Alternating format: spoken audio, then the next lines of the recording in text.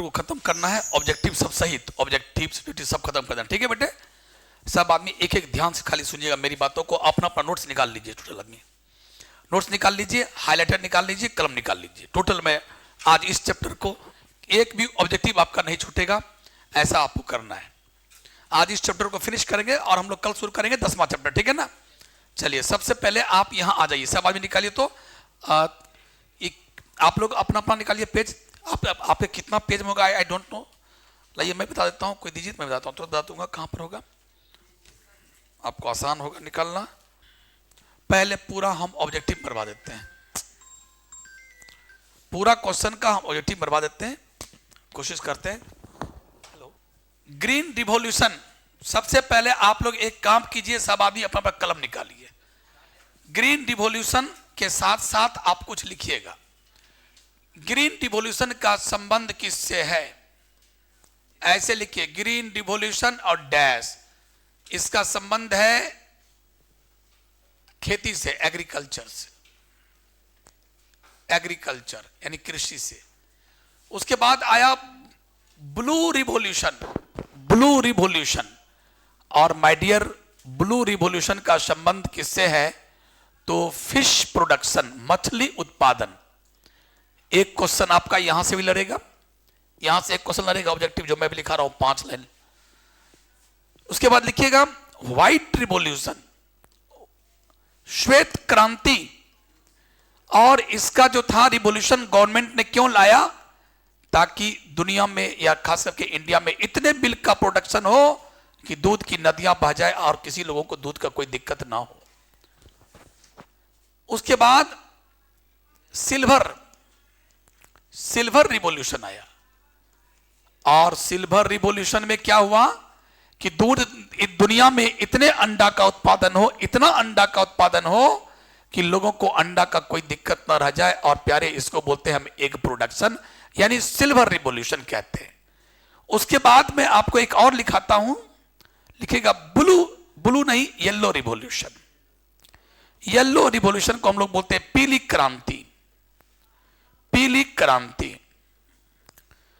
और प्यारे पीली क्रांति का संबंध किससे है, तिलहन, उसको बोलते हैं ऑयल प्रोड्यूसिंग, जो तेल निकालता है ऐसे प्लांट का संबंध। जैसे मस्टर्ड की खेती ज्यादा हो, है ना, तेल की खेती, तेल इतना निकले, तेल की खेती करने, तेल देने वाले सीड का उत्पादन इतना हो कि दुनिया में लोगों को तेल का भाव घटे, लोगों को तेल आसान दाम में मिले। तो ये था येलो रिवॉल्यूशन।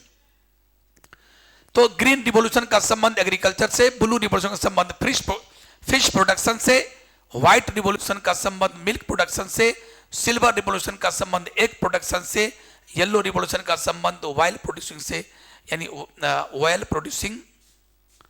प्रोड्यूसिंग सीड्स या प्लांट्स। ऐसे और भी हो सकते हैं, लेकिन ये मेन है। ऐसे और भी हो सकते हैं कुछ कुछ रिवॉल्यूशन, ये मेन है। ये आपको पिछले बार ये आया था 2025 के, ये आया था येलो रिवॉल्यूशन, येलो रिवॉल्यूशन। तो येलो आ सकता है, सिल्वर आ सकता है, व्हाइट आ सकता है, ब्लू आ सकता है, ग्रीन आ सकता है। और अभी रट लो, अभी और आज। क्यों याद हो गया सबको, बोलो ब्लू का, चलो सिल्वर का एक, चलो येलो का ऑयल देने वाला सीड, यानी उसका खेती करना है। और बोलो तो व्हाइट का मिल्क, ग्रीन का एग्रीकल्चर। चलो लगभग सब याद है, अब इसको मैं मिटाता हूं। अरे यार,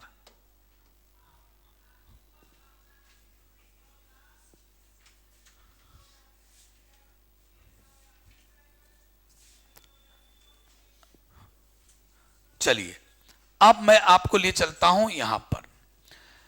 ग्रीन रिवॉल्यूशन क्या है, ये कब आया था, 1960 से पहले भारत में गेहूं और धान का उत्पादन नहीं के बराबर होता था, जिसके कारण बहुत दिक्कत होता था, बाहर से खरीदना पड़ता था।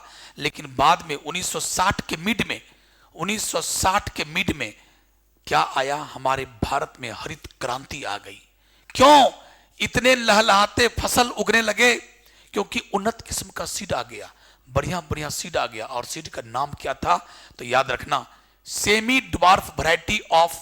ये ऐसा क्यों, this often due to green revolution. और ये क्यों हुआ था, कहां लिखा हुआ, नहीं लिखा हुआ, यस यस, ये हुआ था सेमी ड्वार्फ वैरायटी ऑफ, यानी या ऐसे बोलो several high yielding variety of wheat and rice.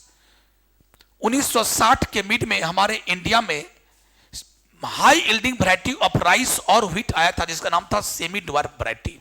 क्या नाम था, सेमी ड्वार्फ। आप ऐसे एरो मार दो, ऐसे घेरो और एरो मारो, लिखो semi dwarf variety, semi dwarf variety, variety of wheat and rice, semi dwarf variety of wheat and rice, जो मिड 1960 मिड 1960 में आया। और उसके बाद इतना ड्रामेटिक इंक्रीज हुआ फूड प्रोडक्शन में, इसी का नाम रखा गया ग्रीन रिवॉल्यूशन। अगर ग्रीन रिवॉल्यूशन पर आता है शॉर्ट नोट्स या लॉन्ग तो ऐसे ही लिखने का, सेम यही लाइन कि development of several high yielding varieties of wheat and rice in mid 1960 as a result of various plant breeding. ऐसा कैसे आया, साइंटिस्ट ने प्लांट ब्रीडिंग कर करके ये सब लाया, और इससे क्या हुआ, ड्रामेटिक इंक्रीज, इतना बेतहासा मतलब एनहांसमेंट हुआ फूड प्रोडक्शन में कि इसी फेज को क्या कहा था, ग्रीन रिवॉल्यूशन, हरित क्रांति आ गई पूरी दुनिया में। अब बोले लगा इंडिया अब किसी से नहीं कर देगा चावल और गेहूं। चलो अब देखो, इंडिया में चूंकि हम लोग इंडिया क्या बोलते हैं, एग्रीकल्चर कंट्री, कृषि प्रधान देश है इंडिया। तो इंडिया में जीडीपी का, टोटल जीडीपी का हमको एग्रीकल्चर से कितना परसेंट मिलता है, इससे 33%, यानी agriculture accounts for approximately 33% of Indian GDP. और पूरे पॉपुलेशन, जितने इंडिया में पॉपुलेशन है, उस पॉपुलेशन का कितना पॉपुलेशन को एग्रीकल्चर रोजगार दिया है, 62% को। डेटा याद कर लो, कितने भारतीय नागरिक को एग्रीकल्चर के द्वारा रोजगार मिला है, 62% को एम्प्लॉय मिला है। और पूरे जीडीपी का, इंडिया में जितना जीडीपी होता है उस जीडीपी का 33% सिर्फ हमको किससे मिलता है, एग्रीकल्चर से। डेटा याद कर लो। चलो आगे चलते हैं। अब याद करना है 1960 से लेकर 2000 तक में, फटाफट चलना, 1960 से लेकर 2000 में क्या अंतर हुआ। पहले गेहूं का उत्पादन मात्र 11 मिलियन टन था, अब कितना हो गया, 2000 ईस्वी आते आते 75 मिलियन टन। जल्दी बोलो, 1960 में कितना हुआ करता था, 11 मिलियन टन, और 2000 आते आते 75 मिलियन टन। 40 साल में ये स्थिति हुआ, इतना अच्छा उत्पादन होने लगा बीज का। लगभग अगर हम इसको 77 कर दें मन ही मन, अगर इसको 77 मान लें तो कितना, 7 गुना। चलो अगला।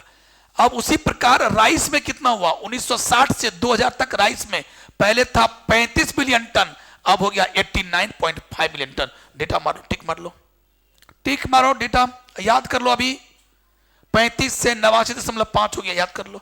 एक भी डेटा मिस नहीं करना है, पूरा याद कर लो, लाइफ में हमेशा काम आएगा। 12वीं के अगर बोर्ड में नहीं आया तो तुम जो मई में एग्जाम दोगे नीट का, उसमें काम आ जाएगा, तुरंत धराधर काम आ जाएगा।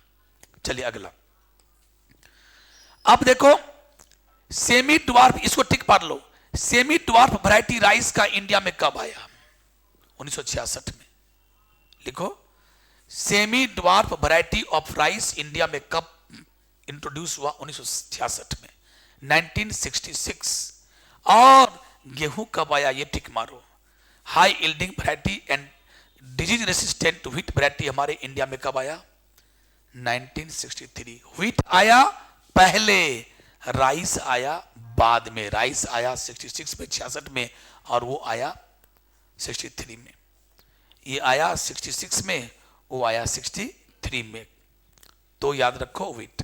अब चलो अगला लाइन, सब ऑब्जेक्टिव कर रहा हूं, टोटल ऑब्जेक्टिव कर रहा हूं, और कुछ कुछ बताना होगा तो बताते चले जाएंगे। चलो अब देखिए, जया और रत्ना, जया और रत्ना क्या है, ये इंडिया में ये अच्छा वैरायटी का राइस है। क्वेश्चन पूछता है कैसे, सुनिए, Jaya and Ratna are the variety of choice wheat rice mustard फलाना डेकाना मेज। तो क्या मारोगे, राइस।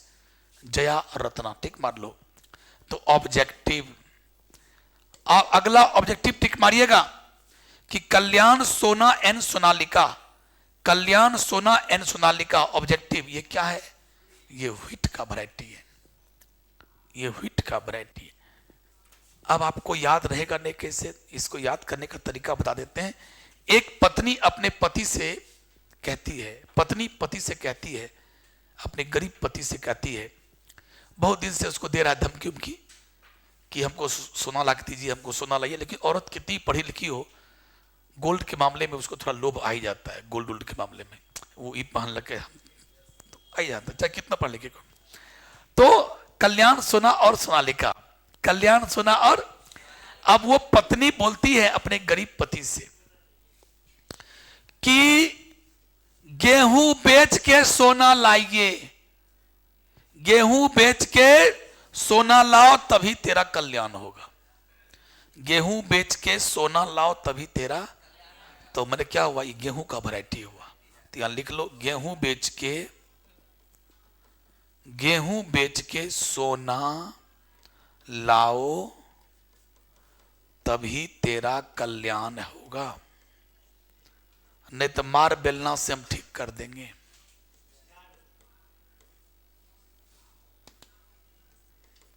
तो कल्याण को घेरो, सोना को घेरो और गेहूं, यानी गेहूं बेच के सोना लाओ तभी तेरा कल्याण है, वरना मार बेलना से ठीक कर देंगे। बहुत दिन से आपको हम बोल रहे लाओ लाओ सोना, और सोना नहीं दे रहे हो। गरीब हो तो हो, अपनी जगह पर हो। हाँ अगला है जया और रत्ना के बारे में। जया और रत्ना के बारे में देखिए क्या है कि जया और रत्ना दो बहन है। जया और रत्ना दो, हाँ, ये दोनों का राइसे गर्व। गांव घर में कभी सुने हो, कोई काम करोगे ना, अब काम सफल नहीं होगा तो कहेगा अरे तो राइसे गड़बड़। राइस मतलब क्या हुआ, राशिफल। राशिफल नहीं होता है, लोग रोज पेपर में देखेगा, हाँ मेरा धनु राशि है तो मेरा ये राशि है, मेरा सेजिटेरियस कन्या भृगु। अरे यार वो सब कुछ नहीं होता है। तो जया और रत्ना तेरा राशिफल ही गड़बड़ है। लिखो जया और रत्ना, जया और रत्ना दो बहन थी। जया और रत्ना तेरा राशिफल गड़बड़ है। तो राशिफल, अब राशिफल गड़बड़ है, गड़बड़ है तो क्या बोलेगा, जया मतलब जया और रत्ना मतलब रत्ना और राशि मतलब राइस। तो ऐसे करके थोड़ा याद रखो तो थोड़ा अच्छा लगेगा। इसमें चैप्टर में रटने वाला बहुत है बेटा। जो आदमी एक बार क्लास पहले किए हो तब तो बहुत बढ़िया बात है, आज करके याद करोगे। थोड़ा टफ तो बनेगा, मुश्किल तो बनता है, लेकिन मुश्किल क्या है, इंसान के लिए कुछ मुश्किल नहीं होता, चाहो तो रट सकते हो। चलिए अब मैं कहना चाह रहा हूं कि सेमी, अब मेरी बात पहले सुनेगा, अब लिखना बंद करेगा। Semi dwarf variety of wheat हमारे दुनिया में कैसे डेवलप हुआ और semi dwarf variety of rice दुनिया में कैसे आया, ये कैसे बना, किस दो धान के पौधों को क्रॉस कराए तो semi dwarf variety of rice आया, और किस दो गेहूं को क्रॉस, किस गेहूं कैसे आया हमारे पास, ये कहानी आपको सुनना है। तो राइस की बात पहले करता हूं। Semi dwarf variety of rice कहां से आया, IR8 और नेटिव 1, ताइचांग नेटिव 1, ठीक मारो। IR8 और ताइचांग नेटिव 1 दोनों राइस का वैरायटी है, दोनों को क्रॉस कराए तो हमको क्या मिला, दो धान को क्रॉस कराए तो क्या मिला, semi dwarf variety of rice मिला। किस किस को, ताइचांग नेटिव 1 जो ताइवान से लाए, ये भी ठीक मानना पड़ेगा, ताइवान से लाए ताइचांग नेटिव 1 धान का वैरायटी है। और फिलीपींस से क्या लाए, IR8। फिलीपींस में कहा, तो ये भी पूछता है IRR का full form international rice research institute, जो फिलीपींस में, यहां से IR8 नाम का धान लाए। और ताइवान से क्या लाए, ताइचांग नेटिव 1, दोनों को क्रॉस कराए, और क्रॉस कराने से जो तीसरा वैरायटी निकला उसी का नाम था semi dwarf variety of rice. याद कर लीजिए, करना पड़ेगा याद। नाम है IR8, नाम है। जैसे अभी जाओगे ना गांव घर में तो अभी लोग जब जब मक्का रोपता है तो गाँव घर में क्या बोलेगा, किसान जो पढ़ा लिखा नहीं है बोलेगा सुनिए फलना BR 375 लाओ मक्का का, एकदम ऐसे बोलता है, 64 44 35 तो ऐसे बोलेगा, तो नाम है। और अगर इसका फुल फॉर्म होता तो हम लोग कर देते, फुल फॉर्म की आवश्यकता नहीं है, जो है जिसका देखो इसकी आवश्यकता थी तो दिया हुआ है, IRRI का फुल फॉर्म दिया हुआ, international rice research institute Philippines में है, यहाँ से IR8 हम लाए फिलीपींस से, और ताइवान से क्या लाए, टाइचांग और दोनों को क्रॉस करवाए, तब जाके हमको क्या आविष्कार हुआ, तब आविष्कार किसका, semi dwarf variety of rice. और आज हम लोग इसी की खेती करते हैं, इसी की खेती किए तो 35 मिलियन टन से क्या हुआ, बढ़ के इतना आया। अब चलो और इस गेहूं की खेती किए तो आज इतना से इतना हो गया।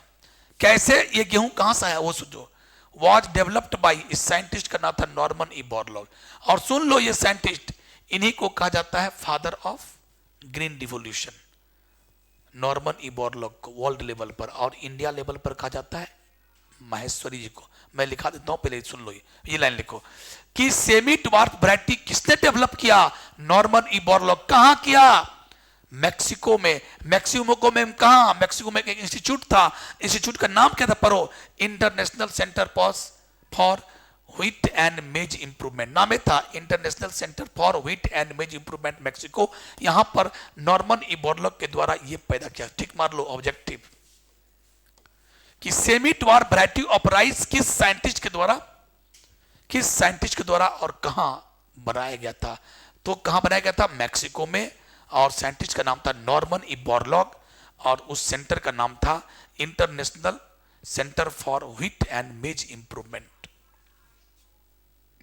तो इस पेज में खाली ऑब्जेक्टिव था, खाली सिर्फ ऑब्जेक्टिव था, भरा पड़ा 35 से 89.5, 11 से 75 मिलियन टन, ये सब याद रखिएगा, मिलियन रखिएगा, मिलियन, बिलियन नहीं, मिलियन। चलिए इस पेज का बहुत सारा चीज समाप्त हुआ, अब आगे चलते हैं। मैं आपको ऑब्जेक्टिव रटवा भी रहा हूं, ठीक भी मरवा रहा हूं। आगे चलते हैं।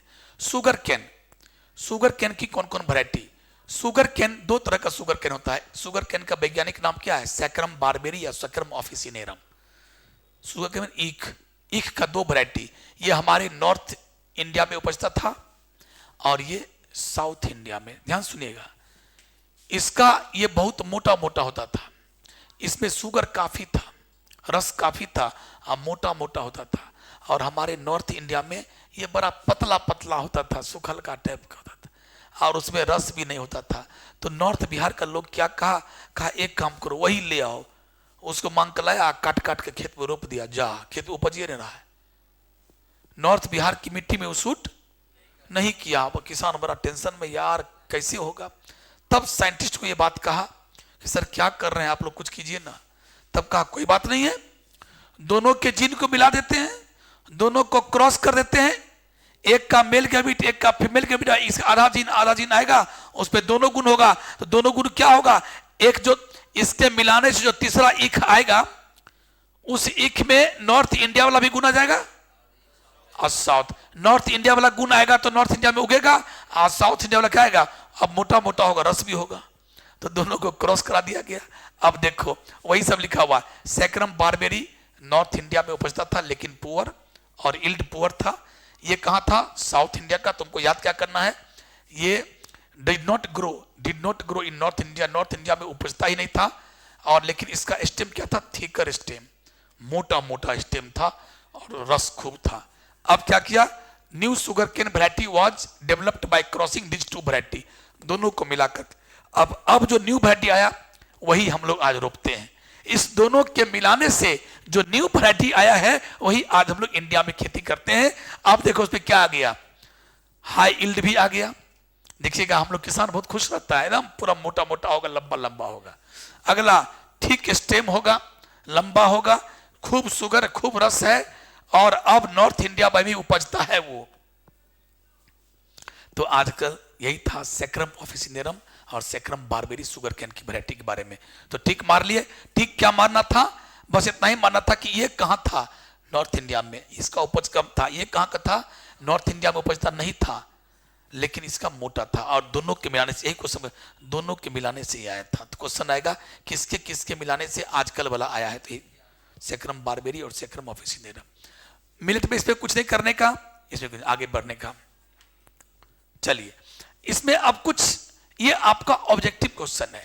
प्लांट में पाए जाने वाले तीन तरह का, प्लांट में पाए जाने वाले तीन तरह का पैथोजन की हम चर्चा कर रहे हैं, एक बैक्टीरिया, एक वायरस और फंजाई। हम लोग में भी मेन यही तीन ही है। वैसे चौथा प्रोटोजोआ भी है, हेलमिंथ है, वो सब मानते हैं, लेकिन मेन कहा जाए तो वायरस, फंगस और बैक्टीरिया। अब चलो नाम थोड़ा टेढ़ा मेरा है। क्वेश्चन क्या आएगा, क्वेश्चन शुरू आएगा कि tobacco Mosaic disease is caused by which type of pathogen? Choice: virus, bacteria, fungus, protozoa। एक ट्रिक दे रहा हूं, जिस बीमारी के नाम के अंत में मोजाइक हो, जिस बीमारी के नाम के अंत में क्या हो, मोजाइक हो, आंख मूंद के कह देना वो किससे होता है, वायरस से। हो गया। टोबैको मोजाइक, टर्निप मोजाइक, जो भी मोजाइक आ जाए तो आंसर मार देना ये किससे होता है। बस यही आपको याद करना है, डिजीज का नाम और किससे होता है। अब चलो इस दोनों में थोड़ा कंफ्यूजन है, हाँ, लेकिन एक क्वेश्चन बहुत जबरदस्त है। साइट्रस कैंकर बहुत नामी गामी बीमारी है, ये प्लांट की बीमारी है और ये बैक्टीरिया से होता है, याद रखिएगा। अब चलते हैं फंजाई और बैक्टीरिया से होने वाले बीमारी कौन कौन है। अब देखो सबसे पहले व्हीट में एक बीमारी है, ब्राउन रस्ट ऑफ व्हीट, नाम याद करो, red rot of sugar cane. कभी शुगर कैन ईख खाते हो तो कभी लाल लाल लाइन देखा है, जब छीलते हो तो लाल लाल लाइन, तो बीमारी है, उसका नाम है red rot of sugar cane. और किससे होता बीमारी, बैक्टीरिया, सॉरी यही याद करना, फंजाई से होता है। तो व्हीट का ब्राउन रस्ट, शुगर कैन का रेड रॉट और पोटैटो का लेट ब्लाइट। तीन बीमारी बोला, late blight of potato, red rot of sugar cane और brown dust of wheat. Three diseases में लिखा, ये होता फंगस से, और ये तो आपको याद हो ही गया। अब जो बचा मिला जुला के, आप देखो इसमें क्या होगा, ब्लैक रॉट ऑफ क्रूसीफर में क्या क्या आता है, जैसे मान लो मूली कभी काटे हो, ऐसे मूली काटते हो तो कभी मूली में काला काला लाइन मिला है, अरे नहीं भूल गया क्या, हम लोग मूली काटते थे काला काला लाइन मिलता है, तो काला काला लाइन गड़बड़ है, वो बीमारी वाला है। हाँ, तो उसको कहते हैं कौन बीमारी है, वो बैक्टीरियल है, उसको बोलते हैं ब्लैक रॉट ऑफ क्रूसीफर। अगला ब्लाइट ऑफ राइस, ये था लेट ब्लाइट ऑफ पोटैटो, ये है ब्लाइट ऑफ राइस और साइट्रस कैंकर। रट लो सब आदमी, चलो रट लिया। ब्लैक रॉट ऑफ क्रूसीफर, जल्दी बोलो, ब्लैक रॉट ऑफ क्रूसीफर क्या होगा, बैक्टीरिया। और ये ब्लाइट ऑफ राइस क्या है, बैक्टीरिया, और साइट्रस कैंकर क्या है, बैक्टीरिया। ठीक है, इसमें हो गया बीबीसी किससे होता है, बी से। बीबीसी किससे होता है, बी से बोलो ब्लैक रॉट, बी से बोलो ब्लाइट ऑफ राइस, सी से बोलो साइट्रस। बीबीसी किससे होता, बी से। बीबीसी किससे होता, बैक्टीरिया से। बस ऐसे करके याद रखो। अब चलते हैं, ये तो याद करवा ही दिए, जिसमें हो अगला चलते हैं, इस पर आगे बढ़ना है। इसको ये सब भी रटने का है, लेकिन उतना आपको अब इस वक्त में आपको रटवाएगा नहीं। ये क्या है, क्वेश्चन पूछेगा हिमगिरी, बस इतना ही। हिमगिरी किसका वैरायटी है, तो व्हीट का। और हिमगिरी जो मार्केट में आया है बीज, अगर इसको रोपेंगे तो कौन कौन बीमारी नहीं होगा, किस किस बीमारी से ये थर है, तो उसमें लिफ एंड स्ट्राइप रस्ट और हिल बंट बीमारी इसमें नहीं होगा। अगला ब्रासिका में पूसा स्वर्णिम करण राई बने, ये राई बुझते हो, राई, ये गोट तोरी, तो पूसा स्वर्णिम, इसमें व्हाइट रस्ट नहीं होगा। Cauliflower, coffee, chilli. अब देखो चिली मतलब क्या होता है, मिर्ची का एक वैरायटी है, उसका नाम पूसा सदाबहार। इसको कैसे याद करते हैं कि मिर्ची क्या है, सदाबहार भोजन है। मूंगफली खा रहे हैं उस पर भी खा लो, भुजा खा रहे हैं उस पर खा लो, रोटी खा रहे हैं उस पर खा लो, चावल खा रहे हैं उस पर खा लो, हर जगह मिर्ची खाओगे तो भोजन थोड़ा आनंद पूर्वक खाओगे, थोड़ा मजा आएगा। तो अपन को मिर्ची पसंद है, इसलिए बता रहा हूं। हाँ, चिली क्या है? तो चिली का पूसा सदाबहार, अच्छा सदाबहार भोजन कौन है रे? चिली। हाँ, तो पूसा सदाबहार अगर क्वेश्चन आ गया किसका वैरायटी तो बोलना चिली। हिमगिरी, हिमगिरी, हिमगिरी और हिल बंट, ध्यान सुनो, हिल मने होता पहाड़ और पहाड़ पर क्या होता है? हिम, हिम मने बर्फ। हिम का रंग कैसा होता है? व्हीट। माने हिम का रंग कैसा होता है? व्हाइट। व्हाइट व्हीट एक टाइम नहीं लगता? नहीं आया ट्रिक समझ में? हिल पर क्या होता है?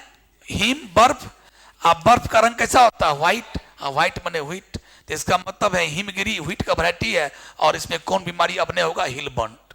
ये छोड़ो, तत्काल ये याद नहीं होता है कुछ कुछ, क्योंकि अभी एग्जाम का समय जितना याद हो जाए वही याद करो। और ये तो बोलिए सदाबहार है, सदाबहार है इसमें कौन? वही मोजाइक वाला, मोजाइक वाला। तो chilli mosaic virus, tobacco mosaic virus और लीफ कर्ल। देखना कि मिर्ची के पौधा में लीफ ऐसे करके मुड़ जाता है, बगीचे में हम लोग देखते थे, वो मुड़ गया मतलब वो बीमारी हो गया। ठीक है, चलिए अगला। अब ये सब छोड़ो, उतना याद नहीं होगा, आगे चलो, जो याद हो रहा है वो करते चल दो। चलिए इसमें क्या म्यूटेशन? No mutation. हाँ ये बेहतरीन, ये रेनेटो मूंग बीन। मूंग बीन क्या है? यह इसमें अब जो है ये रेसिस्टेंट कैंसी थेथर, अब इसमें यह बीमारी नहीं होगी। येलो मोजाइक वायरस और पाउडरी मिल्ड्यू, पाउडरी मिल्ड्यू क्योंकि ये म्यूटेशन से बनाया गया है। मूंग बीन साइंटिस्ट ने बनाया म्यूटेशनल ब्रीडिंग से। दो प्रकार का ब्रीडिंग होता है, एक कन्वेंशनल ब्रीडिंग, एक म्यूटेशनल ब्रीडिंग। तो म्यूटेशनल ब्रीडिंग से क्या बनाया गया? मूंग बीन। और एक बना परभानी क्रांति। परभानी क्रांति क्या? सुनो, परभानी क्रांति किसका है? भिंडी का वैरायटी है। किसका है? भिंडी। देखो इन भिंडी, और भिंडी का वैज्ञानिक नाम क्या होता है? एबलमॉस्कस स्कुलेंटस। और ये जो भिंडी है जिसका नाम है परभानी क्रांति, अब ये परभानी क्रांति का बीज लाओगे ना मार्केट में और इसको रोपोगे तो कौन को बीमारी नहीं होगा? येलो मोजाइक वायरस पर हमला। तो मैं फिर से बताता हूं, परभानी क्रांति क्या है? भिंडी का एक वैरायटी है और भिंडी का वैज्ञानिक नाम क्या होता है? एबलमॉस्कस स्कुलेंटस। और इस परभानी क्रांति की भिंडी का अगर बीज रोपोगे तो क्या नहीं होगा? येलो मोजाइक वायरस नहीं। और मूंग बीन का बीज रोपोगे तो इस मूंग बीन के में दो बीमारी नहीं होगा। कौन? एक पाउडरी मिल्ड्यू भी नहीं होगा और येलो मोजाइक वायरस भी नहीं होगा। तो चलो ये दोनों रट लेना, ऑब्जेक्टिव मान लेना। ठीक, चलो प्लांट ब्रीडिंग में चलते हैं। जैसी ये उतना, ये आपको सब तो है इंपॉर्टेंट, लेकिन कितना पढ़ पाओगे? चलिए, यह है ब्रासिका वैरायटी और इनफेक्ट। ये है देखो, इसमें क्या है? ब्रासिका, रैपसीड, मस्टर्ड, पूसा गौरव। छोड़ो, ये आपको याद नहीं होगा, मेरे को पता है, जबकि ये ऑब्जेक्टिव के लिए है। क्या है? Flat beans, brassica. ब्रासिका मैंने होता है वही मस्टर्ड, सरसों। उसका कौन वैरायटी है मार्केट में? पूसा गौरव। पूसा गौरव क्या है? कुछ बोलना, ब्रासिका का वैरायटी है, मस्टर्ड का यानी सरसों का। इसमें कौन कीड़ा नहीं आएगा? पेस्ट का मतलब क्या होता है? पेस्ट का मतलब ऐसा इंसेक्ट जो फसल को नुकसान पहुंचावे। एफिड नाम का कीड़ा, एफिड नाम का पेस्ट अब पूसा गौरव नाम के प्लांट में हमला नहीं करेगा। करेगा भी तो पूसा गौरव कुछ बिगड़ने वाला नहीं है। अगला फ्लैट बीन्स, इसका पूसा सेम 2, पूसा सेम 3। और इस पर जासिद, आफिद और फ्रूट बोरर। बोरर का मतलब छिद्र करने वाला। एक होता है फ्रूट बोरर, एक होता है लीफ बोरर, एक होता है स्टेम बोरर, एक होता है कॉर्न बोरर। लीफ बोरर जब बैठेगा ना प्लांट पर तो लीफ में छेद छेद कर देगा। कभी देखो खेत में, भिंडी खेत में लीफ में छेद कर देगा। अब चलो एक आएगा फ्रूट बोरर। फ्रूट जो होगा, जैसे मान लो अमरूद, देखो अमरूद में छेद हो जाना, बैगन में छेद हो जाना, तो वह फ्रूट में बोर कर देना। आज जब चीरोगे बैगन में तो क्या मिलेगा? वही किल्लू, वही है, उसी को बोलते हैं पेस्ट। सब पेस्ट है। अगला एक होता है स्टेम बोरर। स्टेम में आया और खेत में लगा हुआ फसल, स्टेम में आएगा, स्टेम में बोर कर देगा, मतलब छेद कर देगा। हवा चलेगी, हवा चलेगी, गिर जाएगा। अगला एक होता है कॉर्न बोरर। अपने कोठी में, अपने बोरा में अनाज रखोगे ना, अनाज दाना दाना, उसमें छिद्र कर देगा, उसको सूरा कहते हैं। तो सूरा क्या है? पेस्ट है, वही है। तो सीड बोरर, कॉर्न बोरर, उसके बाद स्टेम बोरर, लीफ बोरर, ऐसे आता है। तो माय डियर, इसमें जो है जो फ्लैट बीन्स एक बीन्स है, सब्जी खाते हैं, उसका कौन सा वैरायटी मार्केट में? पूसा सेम 2 और पूसा सेम 3 जो अब नया वैरायटी आया है, इसको रोपोगे ना तो उसमें ये सब बीमारी नहीं आएगा। ये कीड़ा नहीं आएगा, ये कीड़ा नहीं आएगा और ये कीड़ा नहीं आएगा। चलो अगला। और ओकरा, ओकरा क्या? एक भिंडी का वैरायटी है और भिंडी में आया मार्केट में क्या? पूसा साबनी, पूसा साबनी और पूसा A4। पूसा साबनी और पूसा A4 क्या है, भिंडी का वैरायटी है, इसमें ये बीमारी नहीं होगा, सूट और फुट बोर्ड नहीं आएगा। अब देखो हम जानते हैं कि बहुत कुछ याद होने वाला नहीं है, ठीक है, उतना हाँ ये आपका, चलो अब हम लोग ये डील करेंगे। ये आपका शॉर्ट नोट्स है। बायो फोर्टिफिकेशन क्या है, शॉर्ट नोट्स है। बायो फोर्टिफिकेशन मतलब क्या होता है, ऐसा मेथड,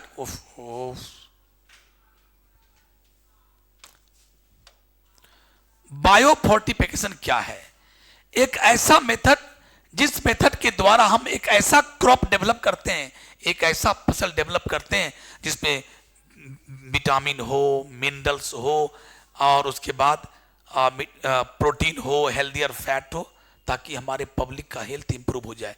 एक्चुअली हुआ क्या कि इसको कहते हैं हिडन हंगर। ये क्या हुआ हिडन हंगर, छुपा हुआ भूख। छुपा हुआ भूख क्या है, लोग दो दो थाली भात खा के भी, दो थाली भात खा लिया और पड़ा हुआ बेड पर, मालिक आता है, चलो रामू काम करने खेत में, मालिक बॉडी में ताकत नहीं है। क्यों ताकत नहीं है, तो मालिक तुम खाना नहीं खाए हो क्या, जी मालिक खाना तो खाए हैं लेकिन फिर भी भूखे हैं, फिर भी एनर्जी नहीं है। क्यों एनर्जी नहीं है, खाना नहीं खाया हो, जी मालिक दो दो थाली भात खाए हैं।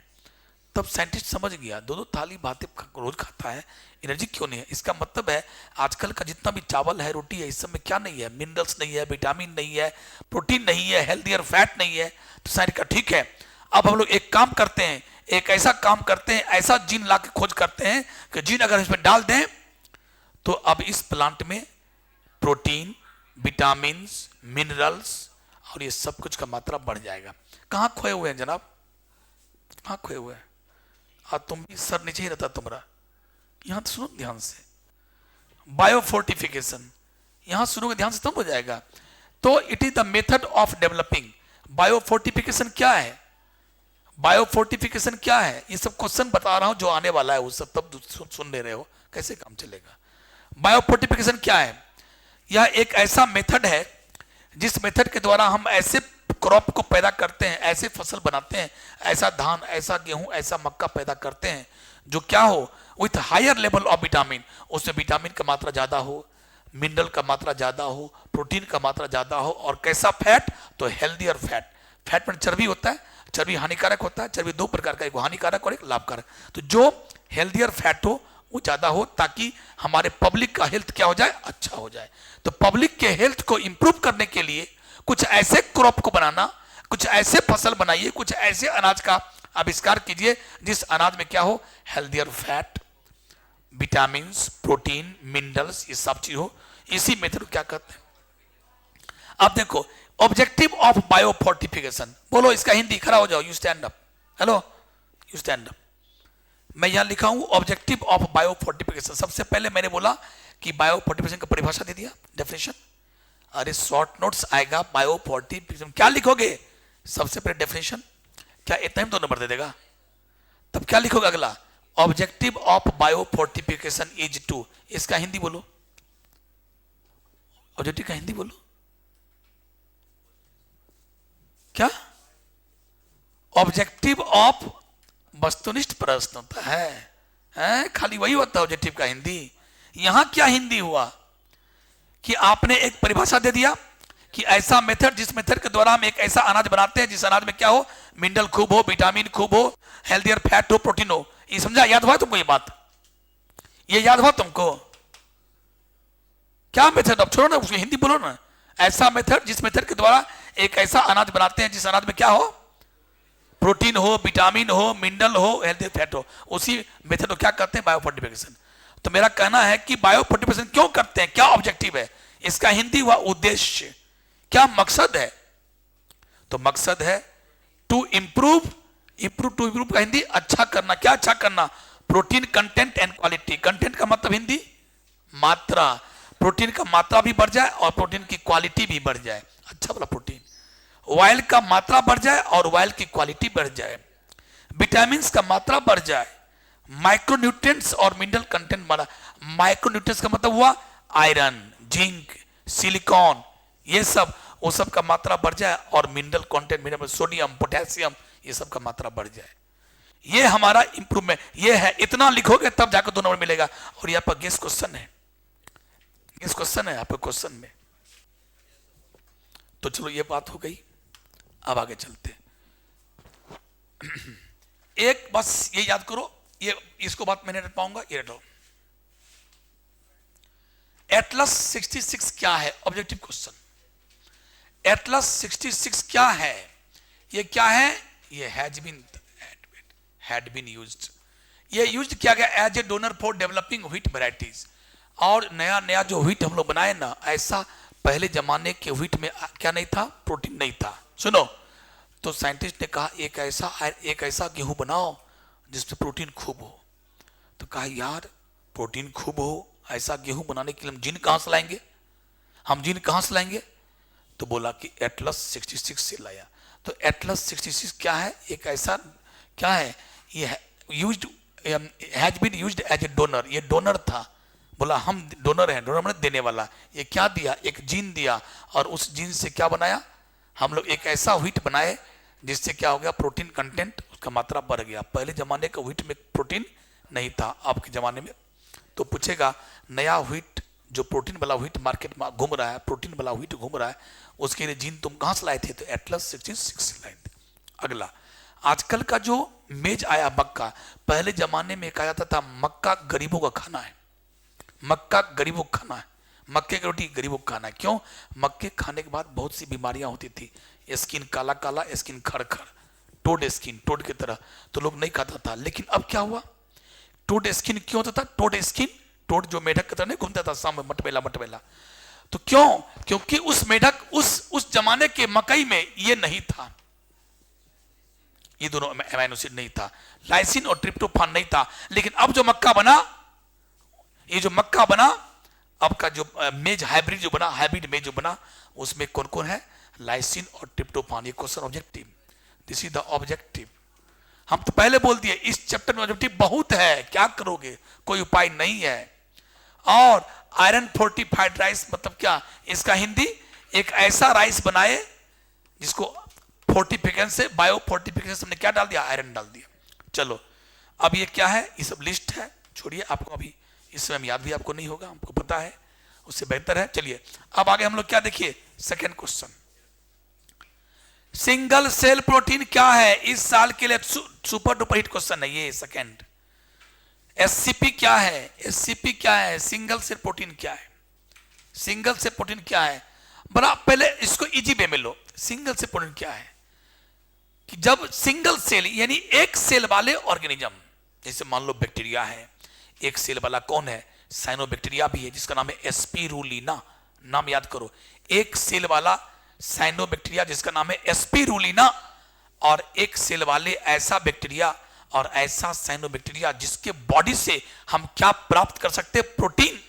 और उस प्रोटीन का हम लोग यूज करेंगे, हम लोग, मानव लोग, और हम जिस जानवर को अपने घर में पालते हैं उसके भोजन में मिलाने के लिए भी।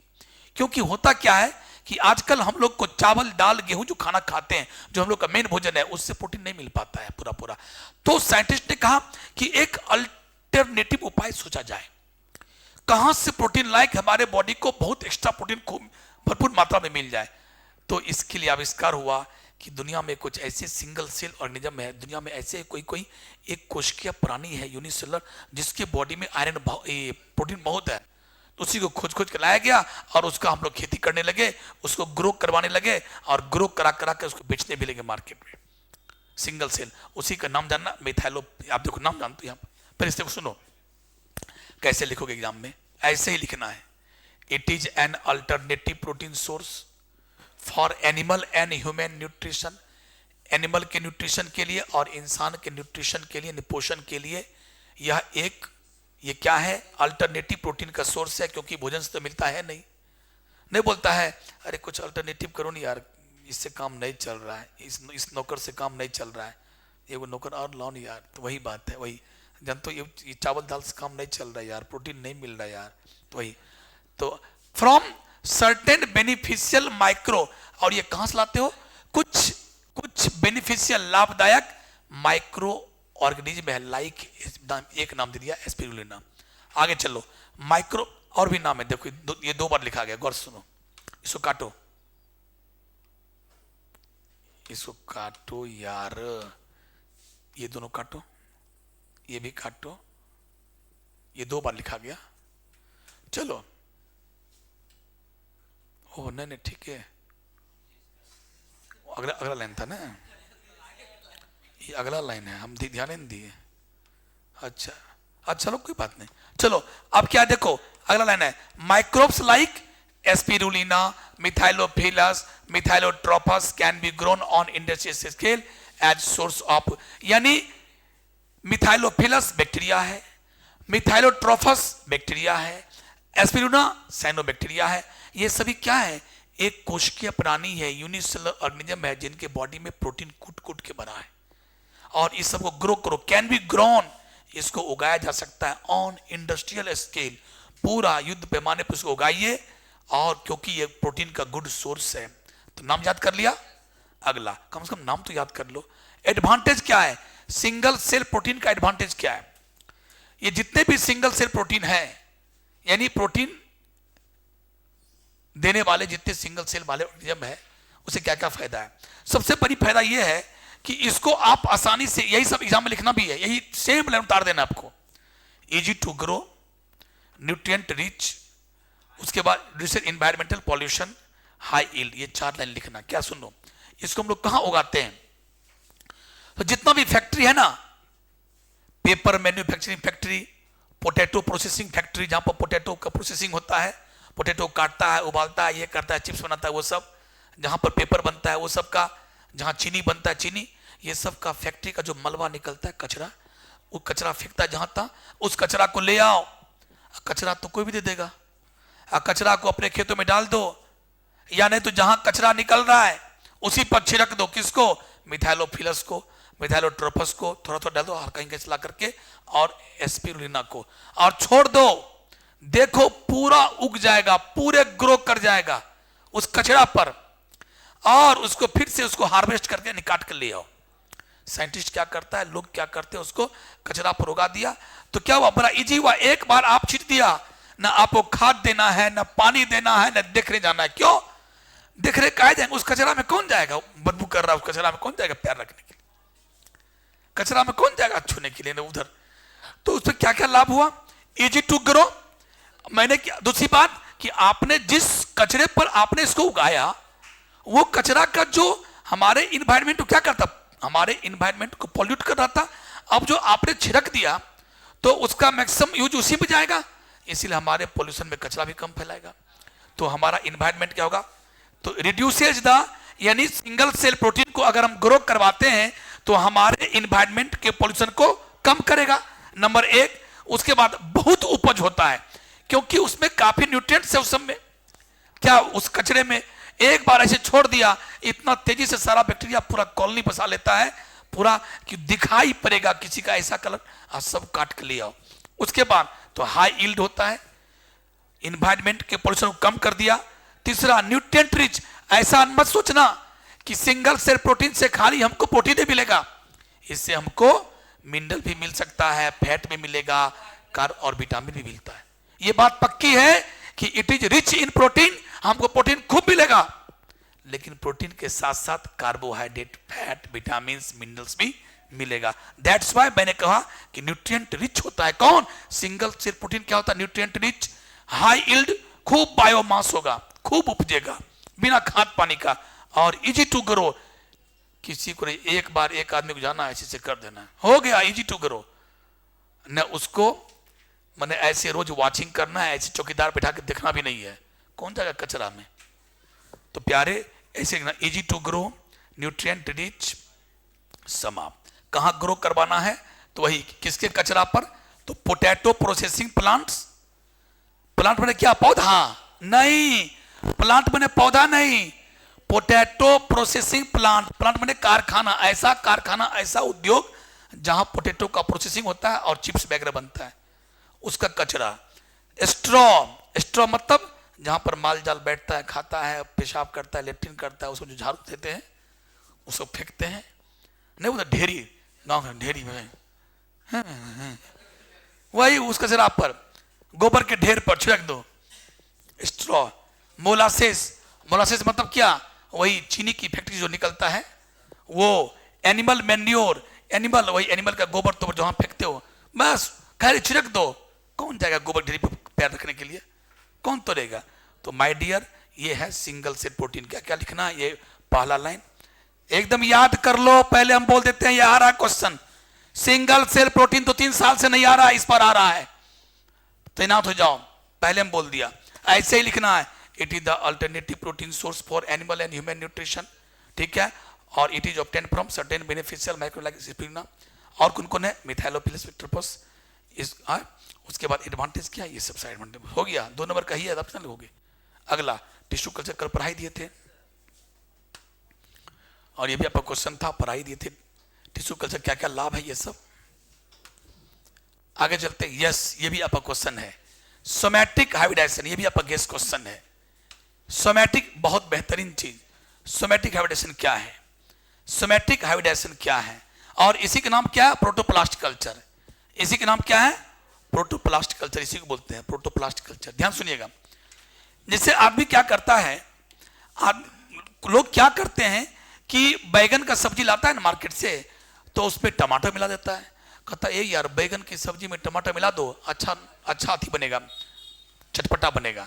और जो बैगन से जो देह नोचता है, कहता बैगन सब्जी नहीं खाएंगे, देह नोचता है, तो बैगन के सब्जी में क्या मिला दो, टोमेटो, तो इससे क्या होगा, इससे क्या होगा, हमको नोचेगा भी नहीं। दूसरी बात है, मान लो आलू खाते, हरी साग सब्जी नहीं मिल रही है, तो आलू का सब्जी खाते खाते थक गए, तो बोलता है अरे यार कहीं से टमाटर जुगाड़ करो, थोड़ा आलू में टमाटर डाल दो, तो सब्जी क्या बनेगा, चटपटा बनेगा, तो मजा आएगा। तो साइंटिस्ट ने कहा यार आलू में बैगन मिला, आलू में टमाटर डालने से सब्जी अच्छा बन जाता है, और बैगन में लोग टमाटर मिला ही देता है। कुछ ऐसे फैमिली होते हैं तो बिना टमाटर का बैगन सब्जी खाएगा ही नहीं, वो बोलता है कि बैगन से देह नोचता है, डाल दो टोमेटो के एसिड होगा, उस एसिड से उसका जो ये वाला सब है सब खत्म हो जाएगा, और अच्छा भी हो जाएगा। तो साइंटिस्ट ने कहा एक ऐसा सब्जी बनाता हूं जिसमें आलू का भी गुण होगा और टमाटर का भी गुण होगा, एक ऐसा सब्जी बनाऊंगा जिसमें बैगन का भी गुण होगा और टमाटर का। तो कहा बस एक काम करो, इसी को बोलते हैं, इसी को पढ़ा रहा हूं।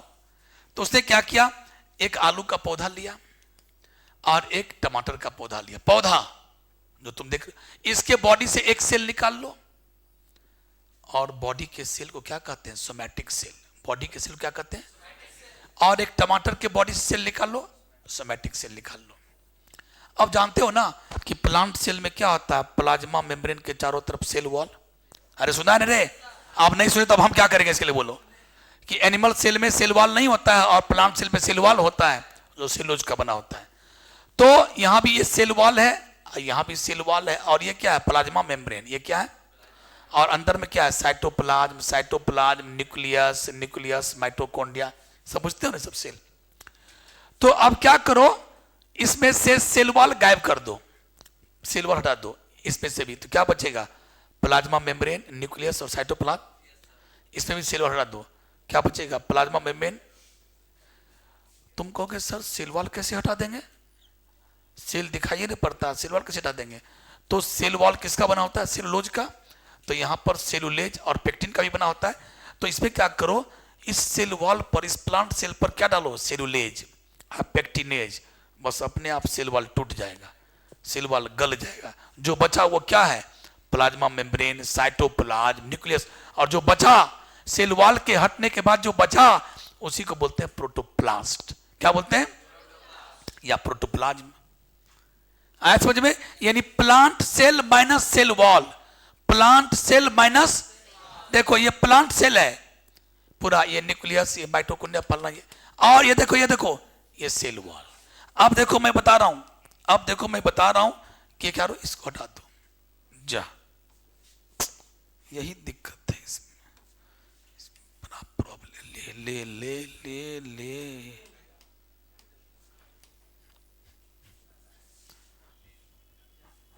चलो ठीक है, जो होना था सो हो गया। तो क्या हुआ, हटाओ, समझाना क्या, सेल वॉल हटाओ, जो बचा क्या है, प्रोटोप्लास्ट। यानी आपने क्या किया, एक आलू का प्रोटोप्लास्ट लिया और एक टोमेटो का प्रोटोप्लास्ट, और दोनों को क्या किया, कल्चर मीडिया में डाल दिया, और क्या किया, दोनों को बोला जा बेटा जा, दोनों सट जा बेटा, दोनों फ्यूज हो जा, सट जा, और सट के एक हो जाओ, लेकिन सट ये नहीं रहा है। तो सटाने के लिए क्या दिया, PEG, पॉलीइथिलीन ग्लाइकॉल, पॉलीइथिलीन, ये आपके एनसीईआरटी में नहीं दिया, नहीं भी लिखोगे तो काम चलेगा। यानी इसको बोलते हैं फ्यूजन एजेंट, फ्यूजन। और इस फ्यूजन एजेंट के प्रेजेंस में दोनों सट गया, और सट गया तो क्या बन गया, दो मिलके एक हो गया। और जब दो मिलके एक होता है तो इसको बोलते हैं हाइब्रिड। क्या बोलते हैं इसको? अब इसका नाम है सोमैटिक हाइब्रिड। क्योंकि सोमैटिक सेल था तो इसका नाम है सोमैटिक हाइब्रिड। समझ गया सब आदमी? अब सोमैटिक हाइब्रिड यहां से निकाल लो, यहां से निकाल लो और दूसरे बर्तन में ले जाओ और वहां भी रखो कल्चर मीडिया, खाने पीने का चीज, और इसको कहो आओ बेटा आ, अब तुम ग्रो करो। ये खाने पीने का माहौल मिला, 1 से 2, 2 से 3, 2 से 4, 4 से 8 करते करते करते करते क्या बन गया, पौधा। जैसे आपने कल क्या किया था, जैसे टिश्यू को डाला था तो टिश्यू का सेल क्या किया, डिवाइड किया, बनाया कैलस यानी मास ऑफ सेल, उसके बाद एम्ब्रॉयड, तब बन गया प्लांट। ठीक उसी प्रकार इस सोमैटिक हाइब्रिड यहां से निकालो, फिर से दूसरे कल्चर मीडिया में क्या करो, ग्रो करवाओ, बन जाएगा पौधा। अब जो पौधा बना उस पौधा में दोनों गुण है, क्योंकि अब जो फल बनेगा उसमें थोड़ा टमाटर टाइप का भी रहेगा, थोड़ा आलू टाइप का रहेगा, उसको काटोगे तो अलग टाइप का उसका दिखने में रहेगा। लेकिन तुम कहोगे सर मार्केट में लॉन्च हुआ, साइंटिस्ट ने, सरकार ने इसको मार्केट में लॉन्च नहीं किया, कुछ कारण होगा, कुछ कारण होगा, बन गया, सब कुछ सही निकला, सब्जी बनाया तो स्वाद भी वही, लेकिन मार्केट में लॉन्च नहीं हुआ, कुछ कारण होगा। लेकिन प्यारे इसको क्या, इसका नाम क्या पड़ा, नाम क्या पड़ा वो तो पूछो। पोटैटो और टोमेटो को मिलाया तो नाम पड़ गया पोमैटो, पोमैटो। और जब मैं पोमैटो कहीं लिखता हूं तो कुछ बचाओ, सर सर अहाँ स्पेलिंग गलती लिख दिलिए, अहाँ पोटैटो लिखे चाहते रहिए, अहाँ की लिखा है, अरे गधा ये ठीक लिखे हैं, पोमैटो में पोटैटो और टोमेटो दोनों का गुण है। और उसी तरह से क्या किया, सेम ब्रिंजल, तो एक ब्रिंजल का पौधा यानी बैगन का पौधा, टोमेटो का पौधा, इसके बॉडी से एक सोमैटिक सेल, इसके बॉडी से एक सोमैटिक सेल, और दोनों के सोमैटिक सेल क्या करो, सेल वाल गायब कर दो। सेल वाल गायब किया तो क्या मिल गया, प्रोटोप्लाज्म, यानी एक बैगन का प्रोटोप्लाज्म, एक टोमेटो का प्रोटोप्लाज्म, दोनों को कल्चर मीडिया में रख के क्या करो, फ्यूज करवाओ, दोनों सट जाओ और सट के एक सेल बन गया, इसका नाम हो गया सोमैटिक हाइब्रिड। और सोमैटिक हाइब्रिड क्या करो, कल्चर कराओ, पौधा बनेगा, नाम हो गया बोमैटो, बोमैटो, बो ब्रिंजल, अमैटो टोमेटो। तो यही था, इसी को बोलते हैं प्रोटोप्लास्ट कल्चर। प्रोटोप्लास्ट को कल्चर करना है तो प्रोटोप्लास्ट कल्चर में भी यही सब लिखना, हाँ सोमैटिक हाइब्रिड लिखा। अब चलो कैसे कैसे लिखोगे देख लो, पढ़ लो सब आदमी, पढ़ लो। अब तो हम सब कुछ बोल दिए, अब तुम लोग शुरू करो। सबसे पहले डेफिनेशन, उसके बाद इसको कैसे स्टेप बाय स्टेप देखो क्या क्या लिखना परीक्षा में। पहले डेफिनेशन, उसके बाद it is carried out by the following steps. कौन कौन स्टेप, 1 2 3 4 5। पहला देखो process of fusion of, process of fusion of, fusion का हिंदी सटाना। Protoplast of somatic cells obtained from different varieties और species of plant on suitable nutrients media. कहां कर रहे हैं, बॉडी के अंदर की बॉडी से बाहर, in vitro, to develop a somatic hybrid, ताकि हमें क्या मिल जाए, दोनों को मिलने के बाद एक हाइब्रिड इज कॉल्ड सोमैटिक। सब बात लिख दिया, फिर से पढ़ो। It is a process of fusion, the process of fusion of protoplast of somatic cell, protoplast of somatic cell of cells obtained from different varieties or species of plant different species of variety के plant से निकलता हुआ somatic cell के protoplast को fusion करने का process है, जो हम लोग कहाँ करते हैं, सुटेबल न्यूट्रिएंट मीडिया में करते हैं, कहाँ, इन विट्रो, ताकि हमको क्या मिल जाए, somatic hybrid. To obtain somatic hybrid is called अब it is carried out in following steps. पहला देखो, single cell from selected plant are isolate, इसका हिंदी अलग किया जाता है। जिस पौधा को सिलेक्ट किया, सर एगो ले लिए बैगन, एगो ले लिए टोमेटो, तो सिलेक्टेड पौधा से क्या निकालो, सिंगल सेल को आइसोलेट करो, अलग करो। अगला, सर यो cell wall of cells are digested by enzymes like pectinase and cellulase, और पेक्टिनेज नाम के एंजाइम से इस सोमैटिक सेल के सेल वॉल को डाइजेस्ट करेंगे, हमने डिजॉल्व करेंगे to expose the naked protoplast, ताकि सेल वॉल खत्म हो जाए और जो बचेगा वो नेकेड, नंगा क्या बचा, प्लाज्मा मेम्ब्रेन, साइटोप्लाज्म, और उसी को बोलते हैं नेकेड प्रोटोप्लास्ट। अब नेकेड प्रोटोप्लास्ट किस किस से घिरा होता है, only by the plasma membrane, क्योंकि अब सेल वॉल नहीं रहा। और उस प्रोटोप्लास्ट को अलग कर लेंगे, the isolated protoplast are fused to obtain, अब दोनों क्या करेंगे, फ्यूज्ड टू ऑब्टेन, क्या प्राप्त, hybrid protoplast under sterile condition, sterile का मतलब जहां पर कोई बैक्टीरिया वायरस ना हो, in the special nutrient media. अगला, द हाइब्रिड प्रोटोप्लास्ट को क्या करेंगे, जो हाइब्रिड मिला दोनों सटने से, are cultured in suitable media to form new plant, एक न्यू प्लांट बन जाएगा। और जैसे एग्जांपल है pomato, example of somatic hybrid produced from fusion of tomato and, तो ये लिखने का प्रैक्टिस तो करना ही पड़ेगा। अब तुमको इंग्लिश नहीं आता तो वो हम क्या कर सकते हैं, तुमको इंग्लिश आता तो हम तो कुछ कर सकते हैं। चलिए समाप्त हो गया, अब कुछ बचा भी नहीं है, सब कुछ हो भी गया, ठीक है। और सब पर हम बता भी दिए